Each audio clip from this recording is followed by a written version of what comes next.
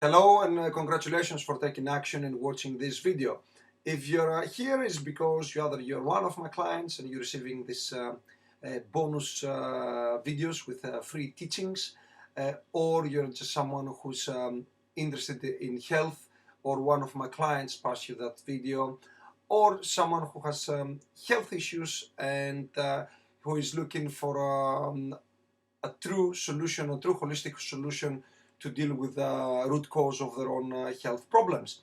Now, this video it's part of a larger series of videos that we will be teaching you why breathing is the bottom line of all health problems, and also we will be debugging some big myths which actually sabotaging your health instead of helping your health, although they told you the opposite. Now, today I'm gonna explain some fundamentals, why we need to breathe less and why deep breathing is not good for us. Yes, you heard correct.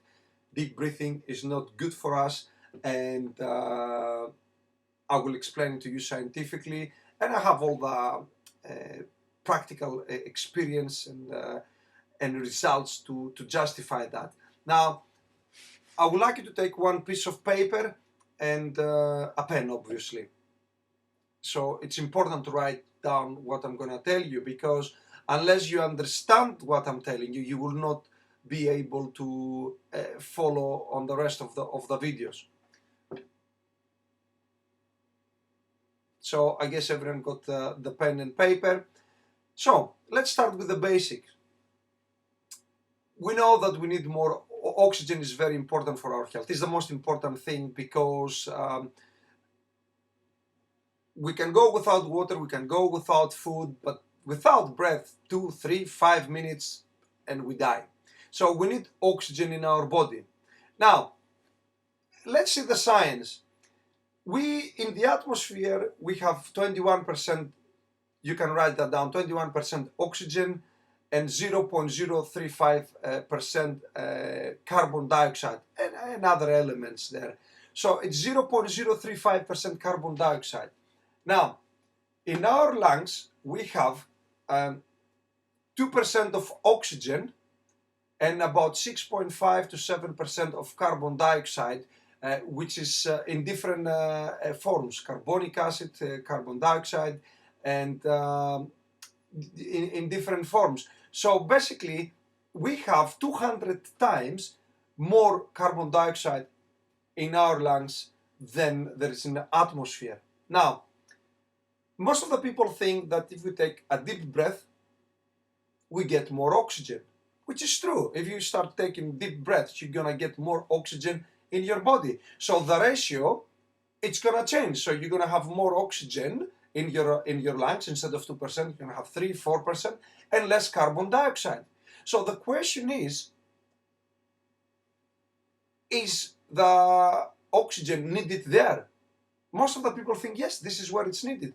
However, and thanks to the scientists of the past, we know that the oxygen is needed in the cell tissues. The question is, how does it get there?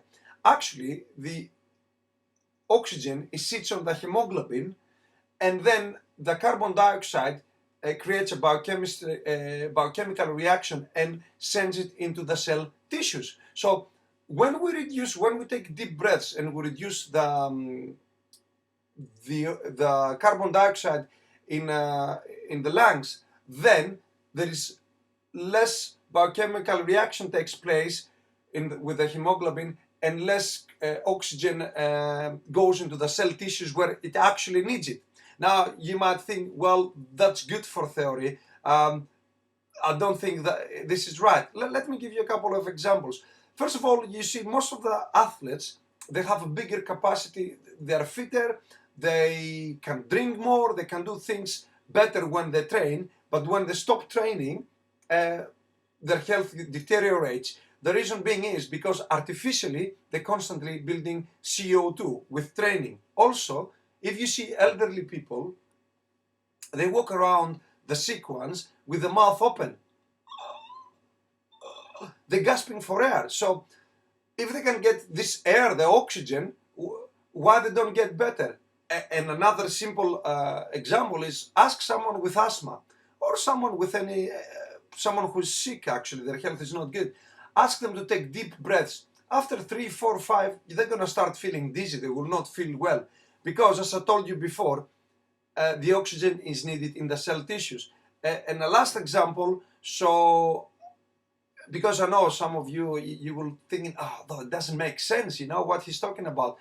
Remember, in the old days, some they're still using it. When someone fainted, they were giving them a paper bag to breathe in. Why they were doing that? So they inhale their CO2 so they can oxygenate their body, of which 20-25% of the oxygen goes into their brain, so they can start feeling better. So I really hope I explained that well, and you can see and understand that breathing less, not holding the breath, but reducing the inhale and the inhale and exhale, that can help us with oxygenation. So what is next? Well, you can share the video if you like with friends and family. Don't share it with them social media, because this is exclusively for a small course that I'm running at the end of the month. So I wouldn't like to go publicly. And also get ready for the lesson tomorrow. It will be about how breakfast is the worst meal of the day. That's correct. Breakfast is the worst meal of the day and can have a detrimental effect in our health. On that note, enjoy the rest of the day, and look forward to seeing you on the next video. Bye.